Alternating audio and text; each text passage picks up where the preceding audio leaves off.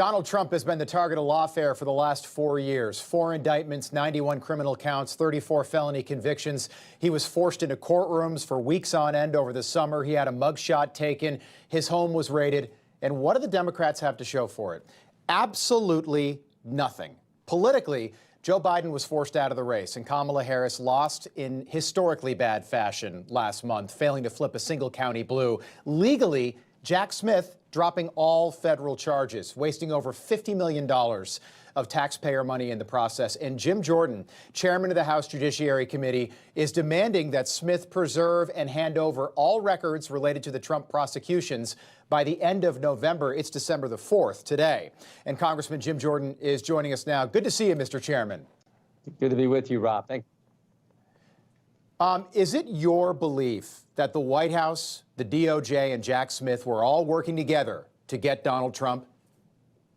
The whole Democrat Party was working together. I mean, every one of these cases, as you point out, whether it's Alvin Bragg, whether it's Bonnie Willis, whether it's Jack Smith in Florida, Jack Smith in D.C., they were all based on politics. The whole effort, it backfired, as you pointed out, but it was all about stopping President Trump. They even went so far as to say, in some states, say that to use the clause 3 of the 14th Amendment and say that Article 3 of the 14th Amendment say that you can't, President Trump couldn't even run. They said the best way to beat him is not even let him play the game. And of course, the Supreme Court said 9-0, he couldn't do that. So they were all political, and the country saw through it. And it's one of the reasons I think President Trump won in such a strong fashion. Yeah, and that's why you want the documents. I'm wondering how concerned you are. We've got, what, 47 days to go until Inauguration Day. Seriously, about phones being wiped, records being destroyed over at the Department of Justice in Jack Smith's office over the next, 47 days. Yeah, that's why we sent the letter. Preserve all that information. And also remember with Jack Smith in particular, one of the lawyers on the Smith prosecution team was actually, according to another lawyer who represented a defendant, said that this particular lawyer said to the guy representing Walt Nauta, who was one of the people charged by Mr. Smith, he said to his lawyer, his counsel, we didn't know you were a Trump guy. Don't you want that judge position? So this veiled threat to one of the counsel for a defendant in that case. So that right there in and of itself is stuff we need to look into, not to mention everything else that happened there, what kind of coordination may have existed or may not have. We want to look at it all. So right. we put them on notice, preserve all records, preserve all documents, preserve the communications. We want access to that information. Yeah, I'm just not confident they're going to do that.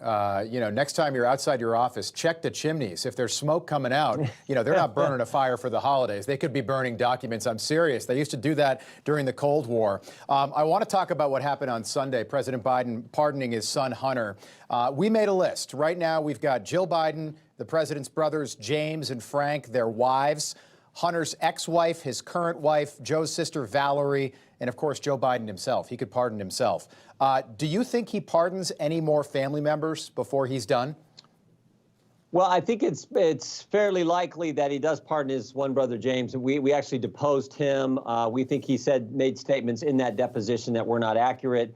There was a referral done by the committees that were part of the impeachment inquiry here in the House of Representatives. So I think it's, I'm not out of the question at all that he might pardon his brother. I don't know that it happens for anyone else, but I do think, of course, and I'm sure you've talked about this, that the breadth and the length of this pardon was unusual. I mean, it was literally 10 years and 11 months, from January 1st, 2014 until December 1st, 2024.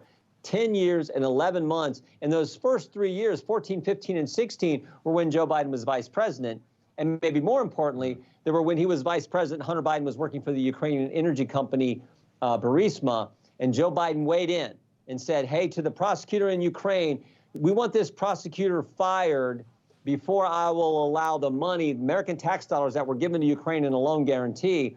We're going to hold up that money until you fire the prosecutor who was applying the pressure to the company that his son sat on the board of. So we think that's problematic, but that's why he went with this broad pardon. So there are some things to look at there. What we're going to do is make sure David Weiss, the special counsel, comes in and answers our questions and we've asked him to, we want him to preserve documents, just like we said to the other special counsel, Jack Smith.